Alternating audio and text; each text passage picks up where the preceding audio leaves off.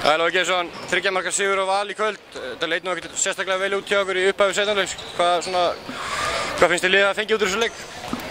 Við fengum fyrsta lagi 2 stig og það var það sem okkur vantaði. Við erum að ströggla og við erum vantað klárlega samhæfingu. Það er búið að ganga hellingur á hjá okkur, menn að koma nýir inn og núna Óli að fara og það eru svona breytingar hjá okkur.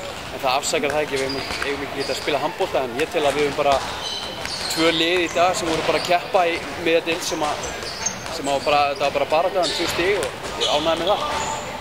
Eins og segir Ólafur Gústafsson farin til Flensburg. Telur það að vera mikil missi fyrir lið?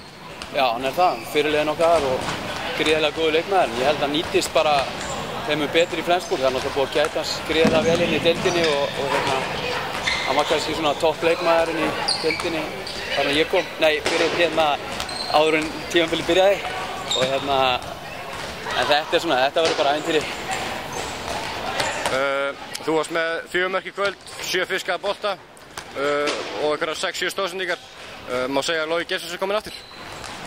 Kannski ekki aftur um Logi Geirsson. Ég setti mér þegar ég byrjaði svona aumingjamarkmið, hver dagur, hver vika, hver mánuð telur og ég sagði upp á það þegar ég byrjaði að æfa með þeim að ég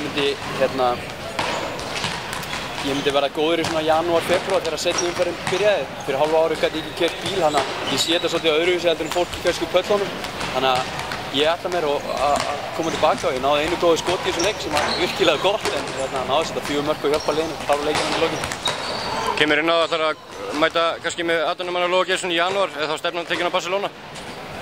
Ég held að sé allt og snemmt það að segja núna sko. Núna skýt ég aðeins fastar eftir húsi en ég ætla bara, eins og ég segi, ég er bara með lítil markmið og sem eiga að vera orðin stór í janúar, febrúar fyrir seinni hluta tímabilsins og ég keyri bara það. Ég er alveg á tímaplani en vitanlega er gríðarlega svekkjandi að vera búinn síðustu leiki búinn að sitja á bekknum og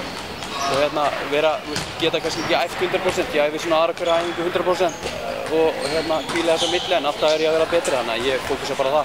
Nú er bara FH í algjörum forgrunni og við erum að vinna í okkar málum og verða betri. Við þurfum að berjast til að komast í úrslitakeppnina. Það er eitthvað sem ég hélt að við þyrftum kannski ekki með mannskap en þetta er bara tekur tíma og við þurfum að slípa og vinna í okkar málum. Takk fyrir, gangi vel. Takk.